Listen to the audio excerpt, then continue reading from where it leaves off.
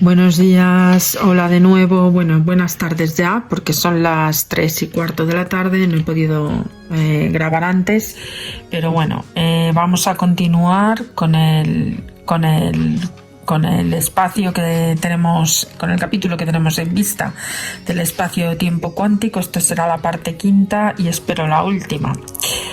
Nos habíamos quedado en el camino hacia la gravedad cuántica. Y entonces tenemos que enfocar pues, los siguientes puntos.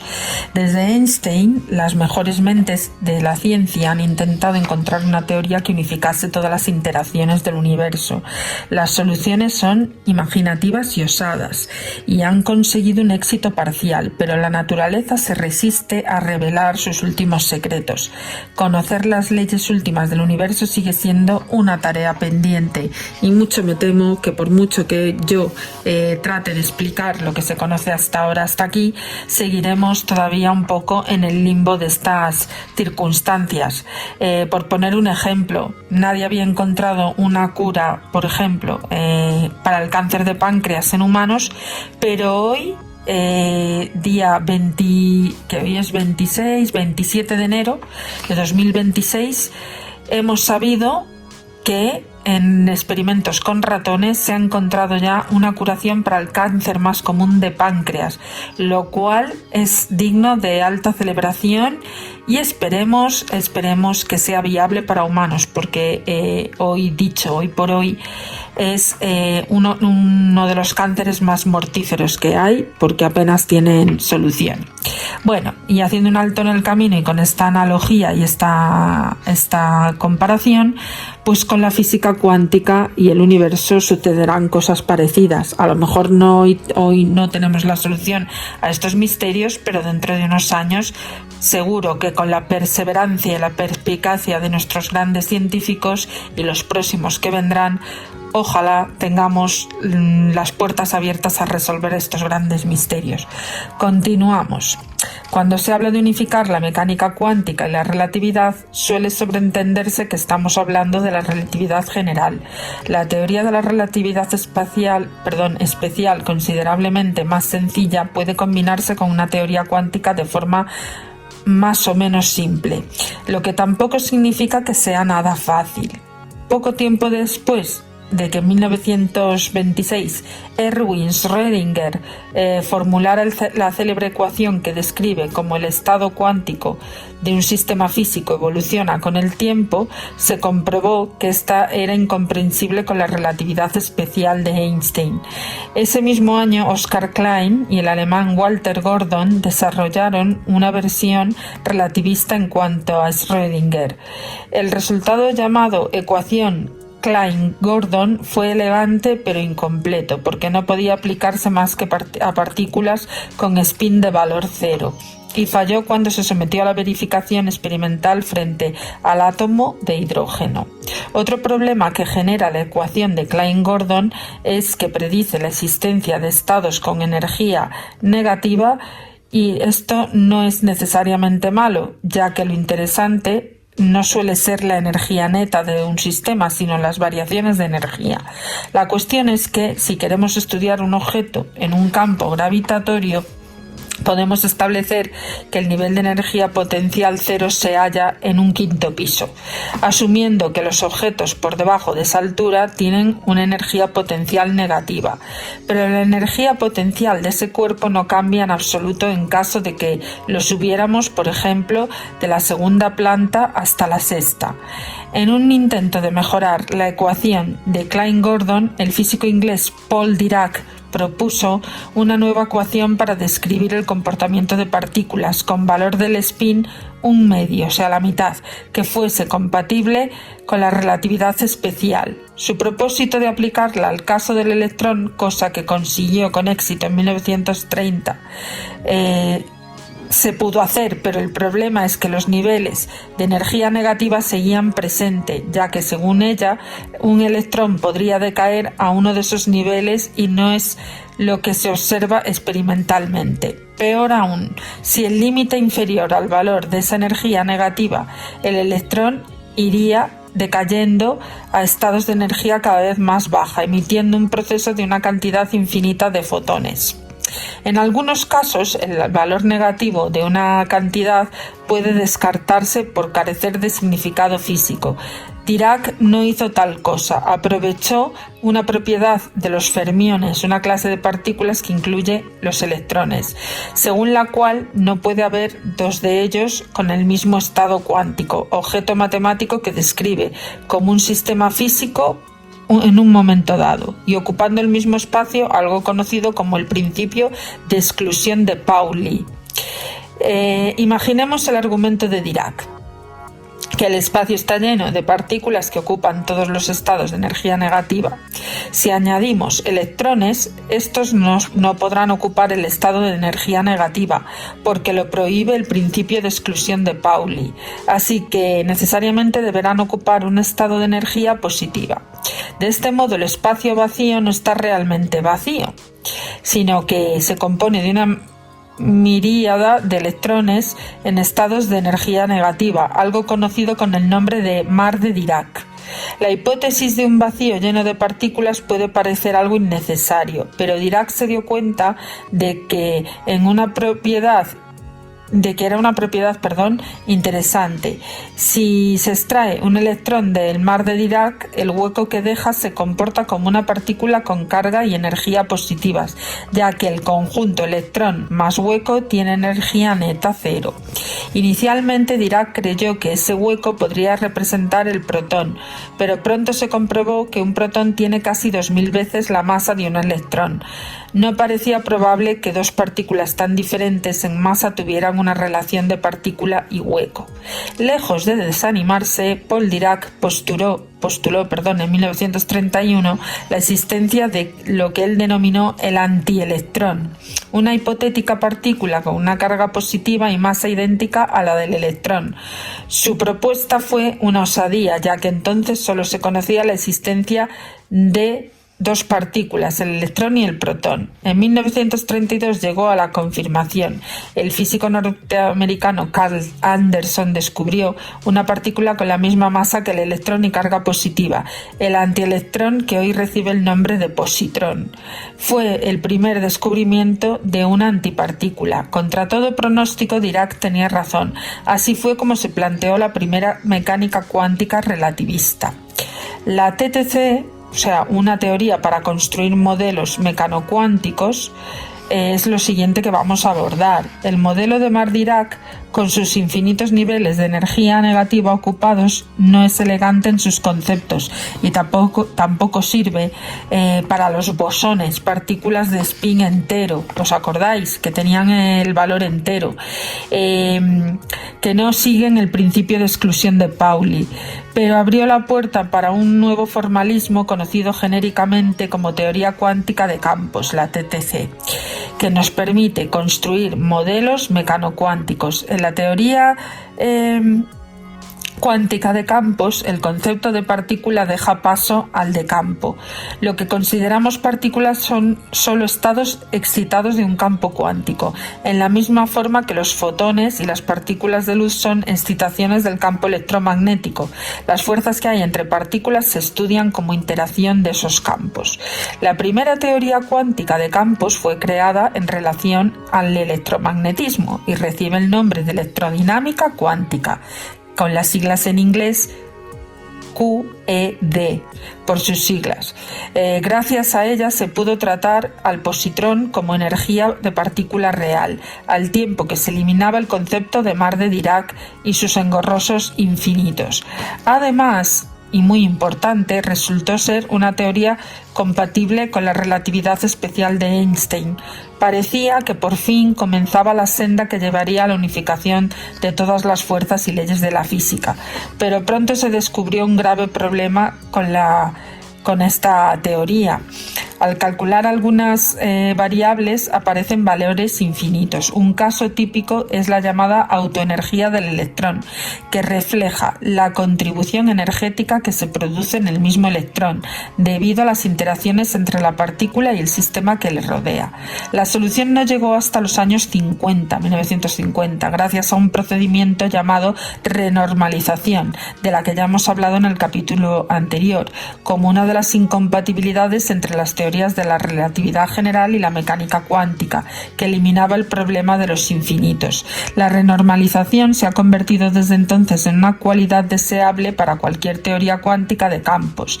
Ciertamente, lo que fue para el caso de la QED, los principales formuladores de esta teoría, el japonés Shinichiro Tomonaga y los norteamericanos Richard Feynman y Julian Schwinger, recibieron por ello el Premio Nobel de Física en 1965. Algunos científicos no compartieron totalmente la validez matemática de la renormalización, entre ellos el propio Feynman, pero los resultados son indiscutibles. Como ejemplo puede citarse el cálculo llamado factor G, donde la QED arroja valores que coinciden con los mejores resultados experimentales a niveles de precisión de una parte entre 1 billón. ¿Vale?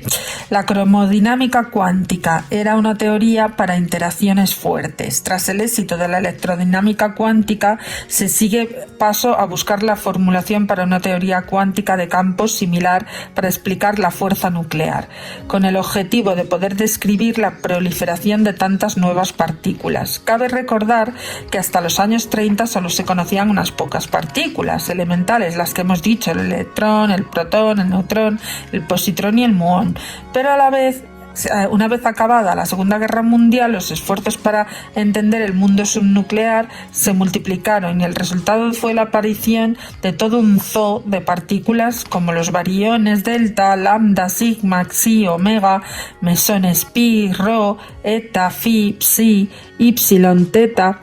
Los científicos agotaron el alfabeto griego y las partículas seguían apareciendo por doquier, como si se tratase de una plaga. Era necesario introducir un cambio en el paradigma, ya que admitir una cantidad tan grande de nuevas partículas elementales sugería un universo excesivamente complejo. Era el momento de simplificar y con el objeto se desarrolló el modelo de quarks, según el cual las partículas llamadas hadrones se componen de cierto número de subpartículas elementales, denominadas quarks. Los hadrones, compuestos por 2 quarks, se llaman mesones, que tienen además y los que tienen 3 reciben el nombre de bariones, es decir, hadrones compuestos de 2 quarks se llaman mesones y los hadrones con 3 quarks se llaman bariones. Las interacciones entre quarks se llevaban a cabo gracias a las partículas portadoras de la fuerza que se denominan gluones. Estos son los responsables de que los quarks se mantengan unidos dentro de los hadrones y también son el mecanismo que explica las interacciones entre los hadrones, es decir, la fuerza nuclear fuerte. Acordaros que todo esto ya lo hemos visto en capítulos anteriores. No me voy a poner ahora a relatar quarks, muones, hadrones y todas estas cosas que ya las he citado anteriormente en varios capítulos. Siempre digo, por favor, recopilad la información necesaria en los vídeos que he colgado anteriormente, ¿vale? Para seguir el hilo y que no os perdáis. En fin, lo que significaba que una teoría cuántica de campos para la interacción fuerte debe tomar en consideración los quarks y los gluones. Cuando se formó la teoría de quarks, se constató que la teoría cuántica asociada, debido a su propia estructura, había de ser por fuerza más compleja. La QED debe considerar la carga eléctrica que tienen solo 2 valores, el positivo y el negativo, en tanto que la propiedad análoga de los quarks, llamada carga de color, tiene 3 posibles valores. La partícula que transmite la fuerza en un campo electromagnético es el fotón, carente de carga eléctrica. En cambio, la correspondiente a la interacción fuerte, el gluón, viene con 8 tipos distintos y todos ellos tienen carga de color, lo que significa que los gluones pueden interactuar entre ellos. Para complicar aún más el panorama, existen 6 tipos distintos de quarks y por supuesto que cada quark también tiene un antiquark. Todo ello, unido al hecho de estas fuerzas son de alcance extremadamente corto, hizo más difícil obtener una teoría cuántica de campos para interacciones fuertes, pero al final se consiguió y el resultado recibe el nombre de cromodinámica cuántica, QCD. Para trabajar con ella se ha desarrollado un conjunto de métodos aproximados de mayor o menor éxito, y se trata de una teoría difícil de manejar, pero que funciona con la satisfacción de los físicos de partículas. Podemos, por tanto, tachar una de las tareas incluidas en la lista de asuntos necesarios para crear una teoría del todo. El modelo estándar para construirlo casi todo. La QCD, esta última teoría de la cromodinámica cuántica, en sus esfuerzos se dirigieron hacia la unificación de las fuerzas fundamentales. Hasta los años 70 se consideraba que existían 4 fuerzas fundamentales distintas: la gravitación, el electromagnetismo, la fuerza nuclear fuerte y la fuerza nuclear débil. Fue entonces cuando Abdus Salam Sheldon, Glasgow y Steven Weinberg desarrollaron la teoría electrodébil para unificar las fuerzas electromagnéticas nuclear y débil. Pero así aparentemente se trata de fuerzas muy distintas, tanto en intensidad como en alcance.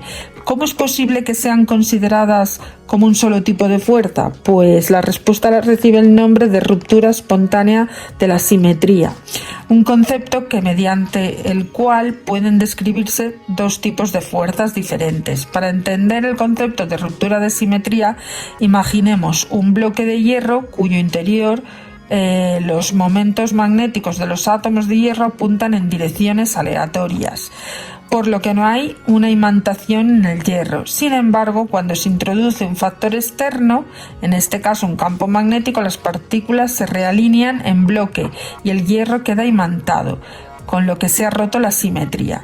De modo análogo, algo con lo que de momento llamaremos X, se produce una ruptura de simetría cuando la energía del sistema es bastante baja, haciendo que la interacción electrodébil se divida en 2 fuerzas, la electromagnética y la nuclear débil, que ya conocemos.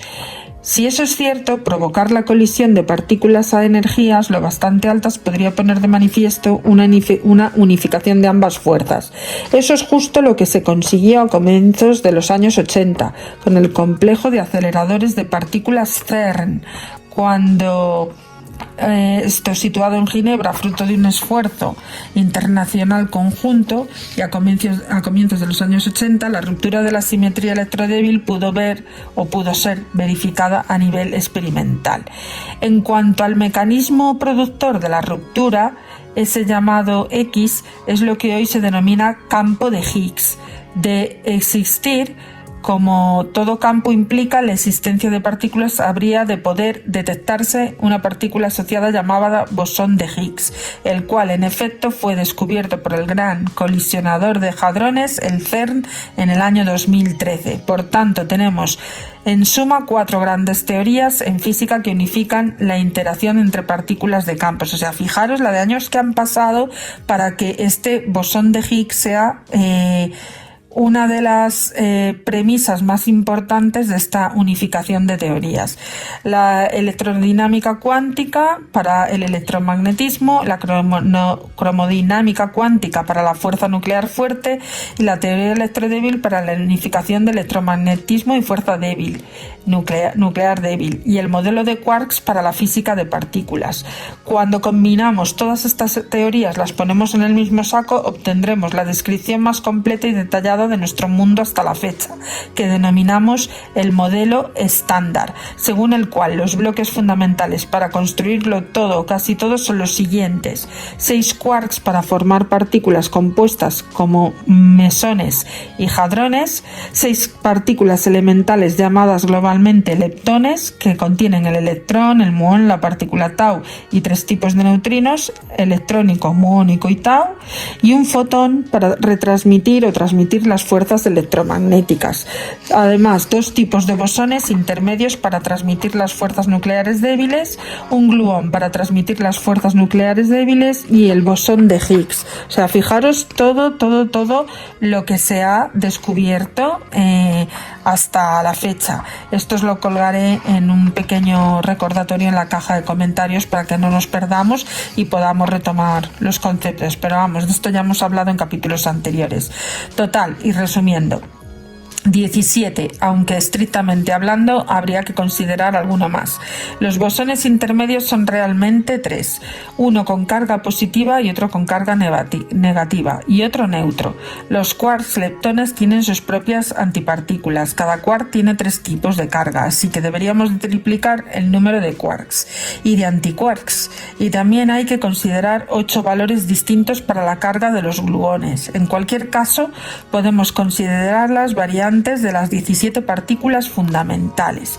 El modelo estándar es para los físicos de partículas, como el viejo coche familiar, fiable, reconfortante, te sientes seguro en él y sabes que te llevará a muchos lugares de interés. Tiene la ventaja de escribir casi todas las partículas e interacciones concebibles en condiciones compatibles con la relatividad especial de Einstein, pero dista mucho de ser una teoría homogénea, ya que en lugar de un elegante tren de alta velocidad tenemos una amalgama de vagones, todo distinto y pintados de diferentes colores. Además, existen cuestiones pendientes que el modelo no permite explicar, como por ejemplo el problema de su dependencia de un excesivo número de parámetros, o comprender por qué el electrón de un quark en canto tiene justamente esos valores de masa y no otros. Encima está el hecho de que en el universo hay más materia que antimateria, algo que según este modelo no debería de suceder.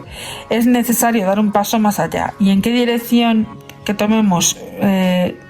Ya que resulta especulativa y arriesgada, ¿qué vehículo sustituirá a nuestro fiable y viejo utilitario? Pues más allá del modelo estándar, las teorías de gran unificación. Con el objetivo de solventar los problemas del modelo estándar, se desarrollaron modelos teóricos más homogéneos y menos caprichosos, denominados teorías de unificación, GUT, del inglés Grand Unified Theories. El nombre no es totalmente inocente. GUT significa tripas, o sea, las tripas de las teorías unificadas, para que nos hablemos en castellano. Pero en inglés, en norteamericano, se le asigna también el significado de tener coraje, echarle agallas. Vale, vamos a echarle agallas a las teorías de unificación. Cualquier intento de ir más allá del modelo estándar significaba entrar en un territorio desconocido, y para intentarlo ciertamente hay que echarle narices, o echarle huevos, como diríamos aquí en España.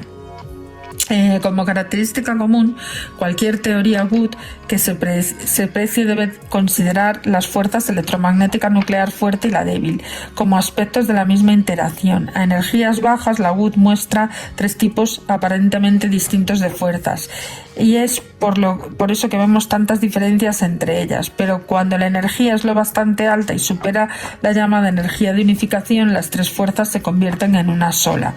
La energía de unificación predicha por la mayoría de teorías GUT tiene un valor similar a la energía cinética. Acordaros, la energía del movimiento, por ejemplo, de una furgoneta al máximo de su velocidad legal permitida, algo habitual en la escala humana, pero enorme para una partícula subnuclear. Los aceleradores de partículas más potentes del mundo ponen en juego una energía de 1 billón de veces más débil, motivo por el cual la confirmación de la refutación experimental de las teorías GUT tiene un grave problema. Existe, sin embargo, la posibilidad de evaluar la validez de las teorías unificativas mediante 2 predicciones: la existencia de monopolos magnéticos de desintegración del protón. Los monopolos magnéticos son el equivalente a las cargas eléctricas aisladas, y hasta la fecha ninguno ha sido detectado. En cuanto al protón, las teorías unificadoras indican que se trata de una partícula longeva, pero no estable, con una vida media de unos 10 elevado a 30 años. Pero diversas observaciones han arrojado un valor de vida media del protón al menos 1000 veces superior, lo que parece refutar la validez de las teorías unificadoras habitualmente usadas. Aunque existen teorías unificadoras en las que el protón es más longevo, su mayor complejidad y su ausencia de verificación experimental contribuyó a que los buscadores de la teoría del todo se planteasen mirar en otras direcciones. Y es que aun cuando se encontrase la teoría unificatoria adecuada que pudiese resolver las discrepancias con los resultados experimentales, quedaría un escollo. Falta solucionar el tema de la gravedad. Nuevamente observamos cómo la interacción gravitatoria queda al margen y eso no es un paso en la dirección correcta. Con lo cual, la gravedad sigue siendo un problema. El mecanismo, que sería similar al llevado a cabo por otras teorías, pasaría por postular la existencia de una partícula portadora de fuerza tentativamente llamada gravitón. Como en el caso del fotón, el gravitón debería tener masa cero, algo relacionado con el hecho de que las interacciones gravitatorias y electromagnéticas tienen un alcance infinito. Cuando se intenta visualizar la gravedad como un campo de gravitones, las cantidades observadas salen infinitas, pero al contrario que en el caso de la QED, la gravedad cuántica no es renormalizable y los infinitos no desaparecen. En el frente experimental las cosas no van mejor, ya que el gravitón de existir interaccionaría con la materia tan débilmente que ningún aparato concebible ahora sería capaz de detectarlo. La dificultad fundamental es el alcance más profundo. No parece que haya motivo para que la gravedad no pueda ser tratada como las demás interacciones descritas por la teoría cuántica, pero según Einstein, la gravedad y la masa son responsables de la curvatura del espacio y del tiempo. El espacio considerado como un escenario pasivo en las teorías cuánticas tiene la relatividad en un papel positivo y activo y muy dinámico. Incorporar la gravedad en el modelo estándar o incluso convertir la gravedad en una teoría de campos significaría en esencia unificar la mecánica cuántica y la teoría de la relatividad. Entonces, la teoría cuántica de bucles lo englobaría todo, pues lo que le llaman a la teoría de campos válida para la gravedad es una de las medidas más ambiciosas de todas las teorías modernas. De entre todas las que se ha propuesto destacan dos en particular. La primera, como hemos dicho, la teoría de bucles, y que parte de una visión angular del espacio, y en lugar de la visión de Einstein basada en el espacio-tiempo, se basa en la idea de que el espacio tiene escalas mínimas de tamaño. La idea fundamental es olvidar la idea de que el espacio es un escenario donde se desarrollan las teorías físicas y reformular la teoría cuántica de campos de tal forma que no necesite un espacio en el que actuar.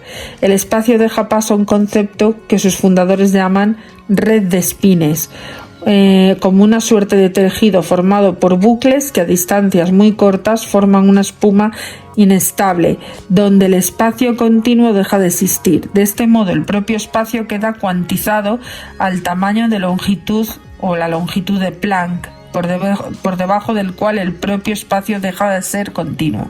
La teoría cuántica de bucles es una idea surgida de un trabajo del físico indio Abhay Ashtekar, que reformulaba las ecuaciones de la relatividad general de Einstein. Sus nuevas ecuaciones fueron usadas, entre otros, por el italiano Carlo Rovelli y por el norteamericano Lee Smolin para crear una teoría cuántica de la gravedad a partir del concepto de redes de spin formulado por el británico Roger Penrose. Estos son súper importantes en cuántica.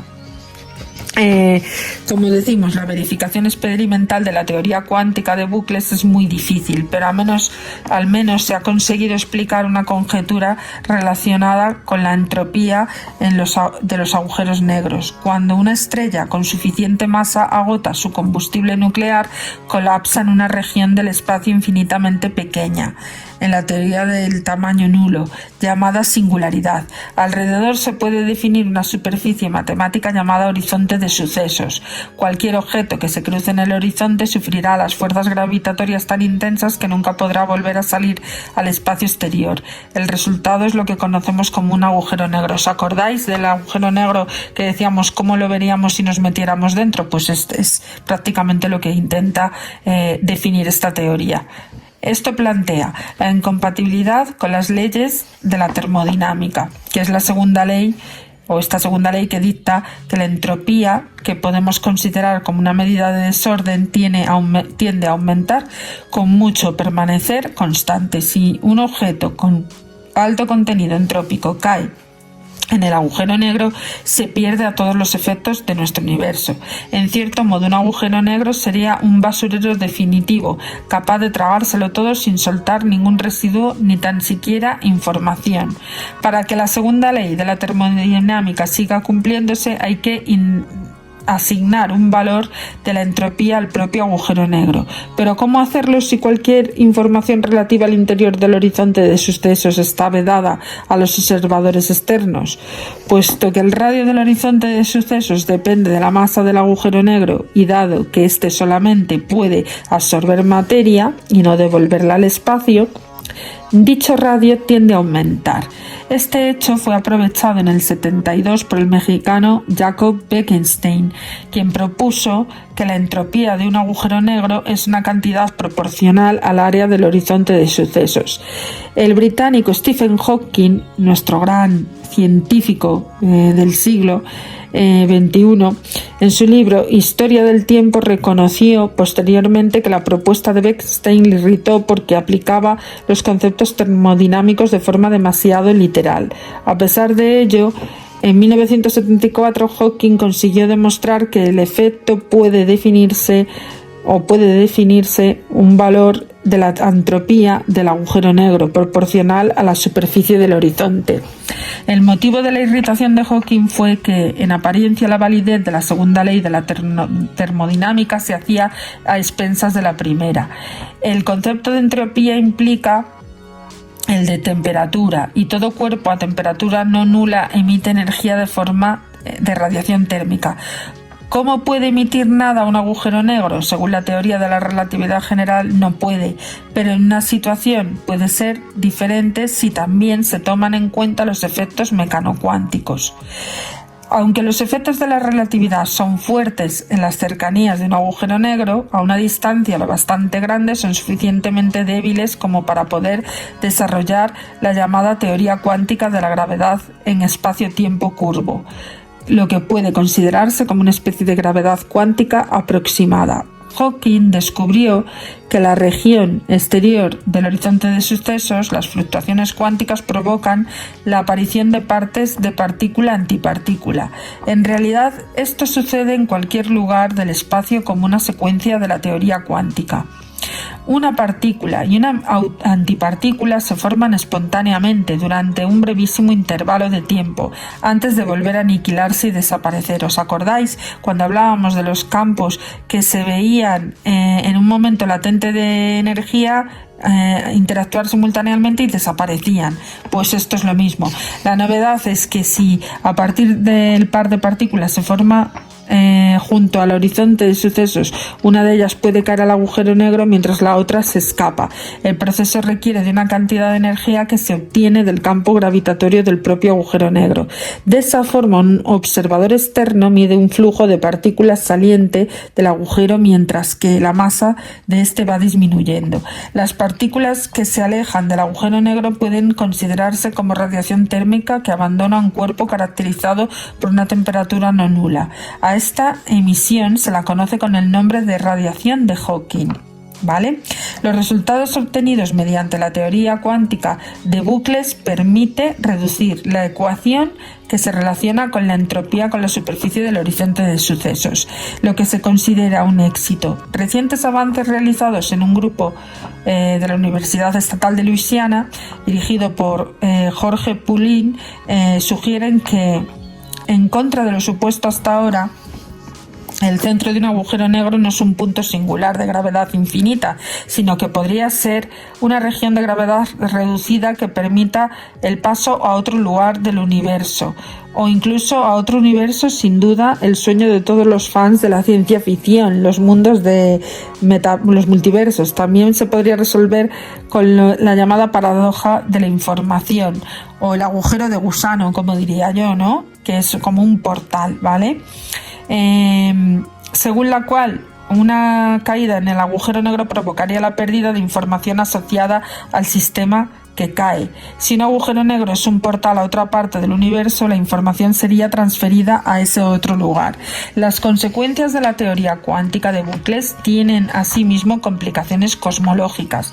La teoría de la gran explosión del Big Bang fue supuestamente que creó el universo a partir de una singularidad que sería sustituida por un gran rebote, según el cual nuestro universo se formó a partir de los restos de un universo anterior que fue estrujado hasta el minúsculo volumen por las fuerzas gravitatorias. Eso podría acabar con las discusiones filosóficas sobre por qué comenzó todo en un momento determinado y en un lugar concreto.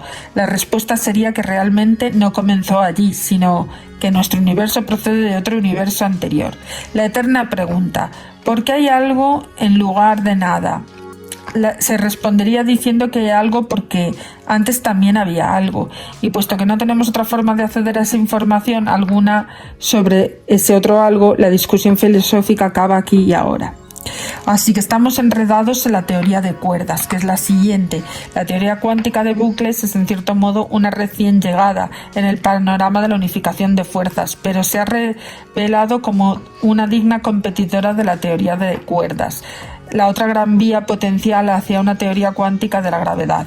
El lector recordará como Gunnar Nordström primero y luego Kaluza Klein, que lo hemos hablado en el capítulo anterior, después propusieron la existencia de una quinta dimensión, además de las 4 habituales, las 3 del espacio y una de tiempo. En un intento de unificar la relatividad y el electromagnetismo, el esquema de Kaluza Klein, que consideraba una dimensión compactificada o enrollada y en cierto modo independiente de las otras, resultó particularmente atractivo.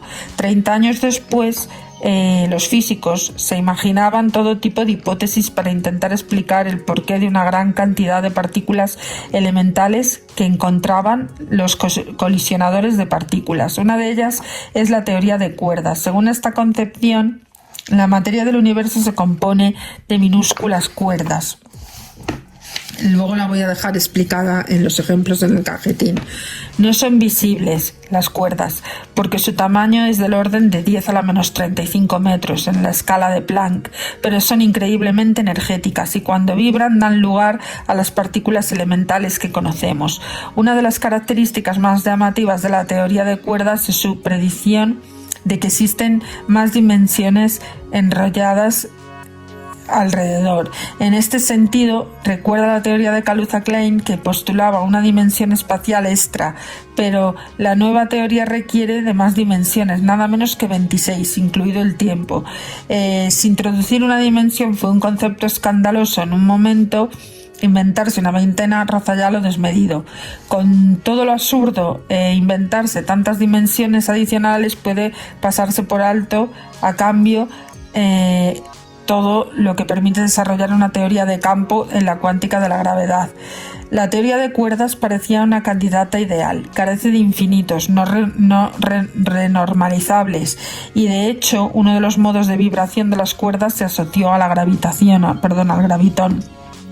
La partícula hipotética se supone que transmite las interacciones gravitatorias por el espacio. Si resulta que solamente funciona en el universo de 26 dimensiones, tendremos que aceptarlo. Por el momento pareció que la teoría de cuerdas estaba destinada a convertirse en la teoría del todo, la ecuación definitiva para el universo.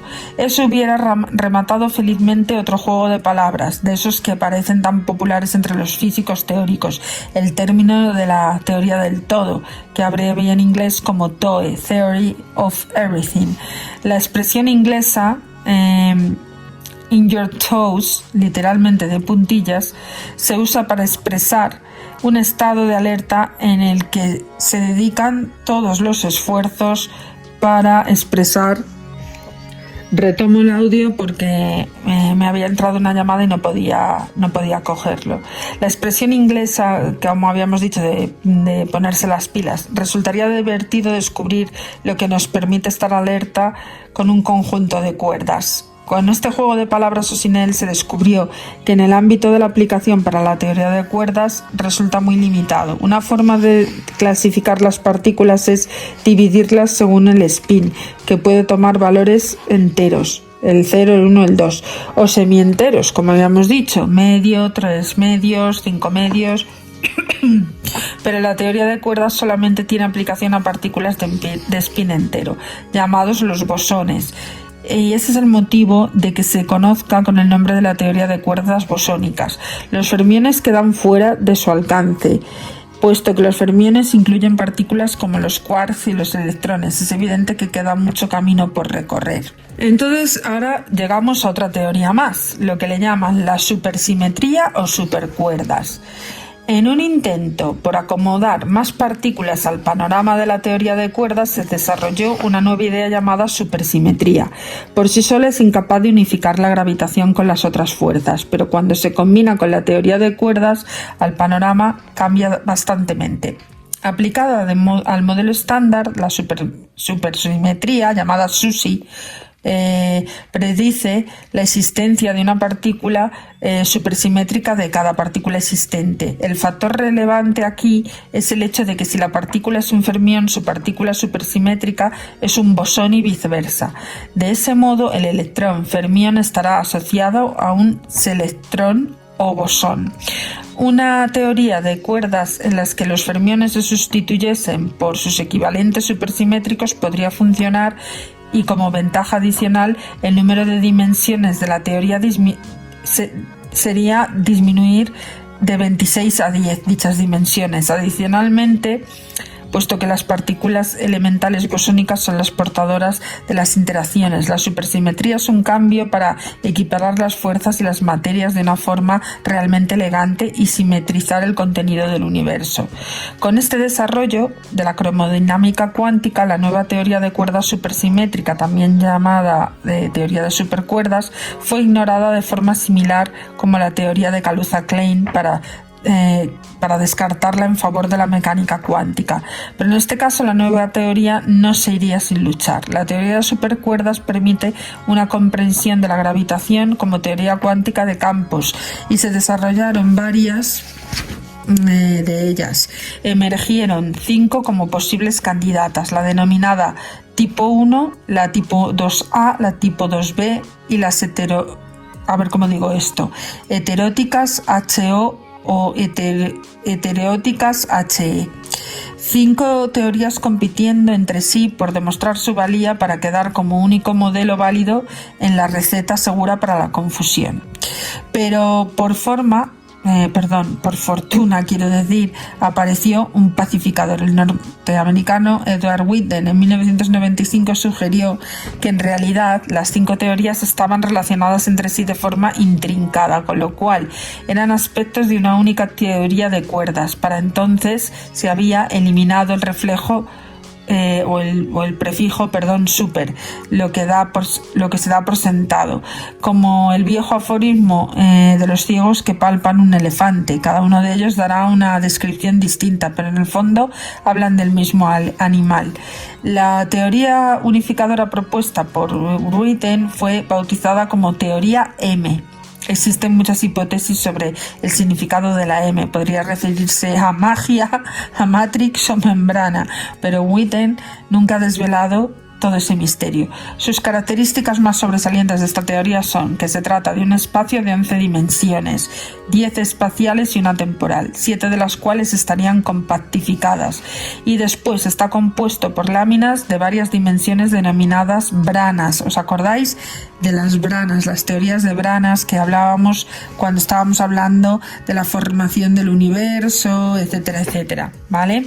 Recapitular los vídeos anteriores, porque mucho de lo que estoy leyendo aquí y mucho de lo que voy a leer en siguientes capítulos está relacionado con los vídeos anteriores. Esto ha sido para mí un trabajo de chinos, elaborar toda esta información, pero creo que va a ser muy útil y de gran ayuda para comprender la física cuántica. En este último concepto que hemos hablado, el compuesto de láminas de branas, es una generalización de la idea de las cuerdas. Un punto presenta una dimensión 0 y una cuerda tiene una única dimensión, y una membrana posee 2. En este caso, en cuanto a todo esto, se habla de que si la teoría esta de membranas sería una candidata viable para la teoría del todo, pues resulta difícil decirlo o imaginarlo siquiera, porque carece de una formulación completa y apenas está siendo comprendida en sus aspectos más básicos. El escollo más grande con que se encuentra esta teoría es literalmente su enorme envergadura. Tantas dimensiones constituyen un gran problema. Como se comentó anteriormente, con la teoría de Kaluza-Klein, la quinta dimensión está compactificada o empaquetada de forma similar a cómo la hoja bidimensional puede enrollarse para formar un único fino cilindro. Con 7 dimensiones de más existe una gran variedad de posibles modos de compactificar. Eso da lugar a una cantidad tan alta de posibilidades que apenas puede cuantificarse. Si os fijáis, en el capítulo anterior os dejé unas imágenes de lo que serían las dimensiones. La verdad es que realmente complicado. Imaginaros, eso eran 7 o 5, imaginaros unas 20 y tantas. No hay quien se haga una idea de cómo está eso descifrable para que lo podamos ver a simple vista con el ojo humano. El mero hecho de disponer de tantos universos potenciales plantea un fallo de concepto. Habitualmente un científico desarrolla la hipótesis de que si una observación o experimento se refuta, o como se dice en ocasiones, falsearlo, hay que descartar la hipótesis, como mínimo modificarla. Por contra, ningún experimento conseguirá falsear la teoría de cuerdas, porque siempre podremos echar mano de una compactificación distinta, de una variedad distinta de parámetros. Una teoría que pueda tunearse para arrojar cualquier resultado que queramos puede que sea muy flexible, pero no tiene capacidad predictiva alguna. Algunos investigadores expertos en teorías de cuerdas han llegado a proponer un relajamiento de las normas habituales del método científico, sugiriendo que, aunque una teoría no pueda someterse a comprobación experimental, debería aceptarse si es lo bastante buena, es decir, que aparezca válida al margen de que lo sea o no, como dicen los italianos sobre la historia dudosa pero hermosa, se non è vero, è ben trovato. La teoría M, como cualquier otra, debe ser capaz de efectuar predicciones o al menos ofrecer un modo de verificación experimental. De otro modo se quedará en mera conjetura. El debate está en su apogeo y muestra hasta qué punto el deseo de obtener la teoría del todo desata las imaginaciones más desabocadas. ¿Hay ciencia después de un espacio-tiempo cuántico? En estos momentos, la teoría de cuerdas parece ser la mejor candidata a convertirse en una gran teoría unificadora de todos los fenómenos de partículas e interacciones del universo. Sin embargo, la falta de predicciones y su extrema complejidad mantiene escéptica a buena parte de la comunidad científica. Por su parte, los físicos de cuerdas son bien conscientes de que, si bien no han alcanzado sus objetivos finales, al menos la teoría de cuerdas es la única que puede lograrlo. Pero aunque la teoría de cuerdas sea la candidata con más posibilidades, después de 4 décadas, es decir, 40 años de desarrollo de dicha teoría, dista mucho de estar completa. El físico holandés Gerardus Hoots se niega incluso a llamar la teoría por su falta de concreción y la ausencia de propiedades predictivas. Y dice, imagine que le doy una silla y mientras le explico que todavía faltan las patas y el asiento y el respaldo y los brazos quizá llegarán pronto, ¿podría seguir llamándole silla a cualquier cosa que le diera? Evidentemente no.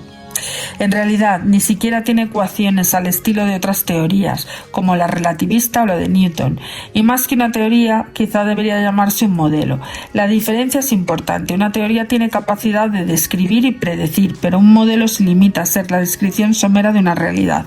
A los estudiantes todavía se les enseña el modelo planetario del átomo, en cual el núcleo hace el papel del Sol y los electrones giran a su alrededor como planetas orbitando. Sigue siendo una primera aproximación bastante sencilla, pero para efectuar cálculos de precisión se necesita la teoría cuántica. El modelo de cuerdas parece encontrarse en una situación similar. Apremiados por la necesidad de demostrar la valía de su modelo, los teóricos de cuerdas han propuesto un universo dividido en burbujas, en cada una de las cuales las leyes de la física son distintas. Puede que esos 10 elevado a 500 universos posibles que permite la teoría existan realmente en un metauniverso más grande que todo lo imaginable. Queda el problema de averiguar por qué nuestro universo es el que es, por lo que ha tocado este conjunto de leyes.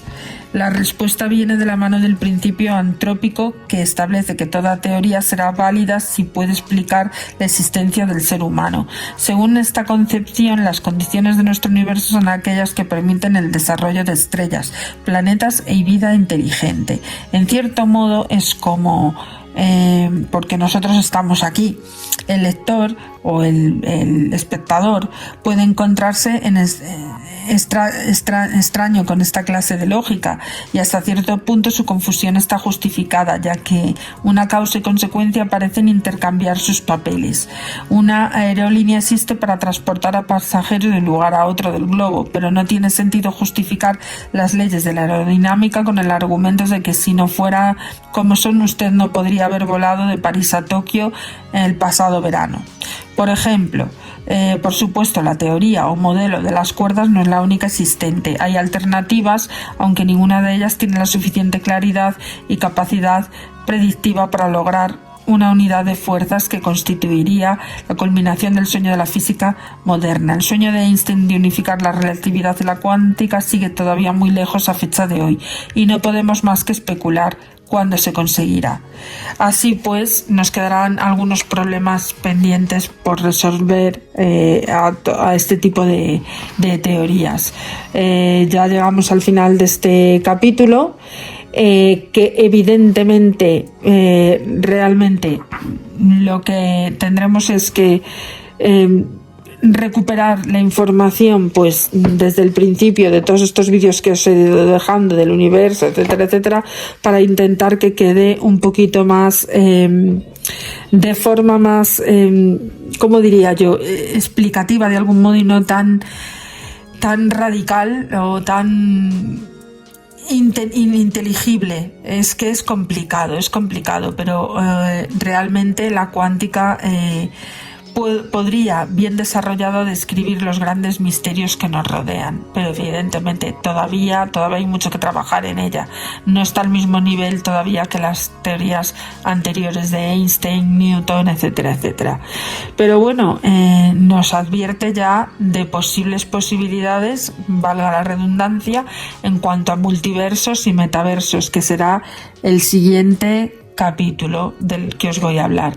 Lo dejamos por hoy aquí. Agradeceros vuestra paciencia a estos conocimientos tan áridos y abstractos, porque ya os recuerdo que no es fácil incluso asimilarlos a una primera lectura. Por eso es importante que los vídeos se revisen varias veces, o incluso se intenten asimilar de poco en poco, porque son capítulos complicados.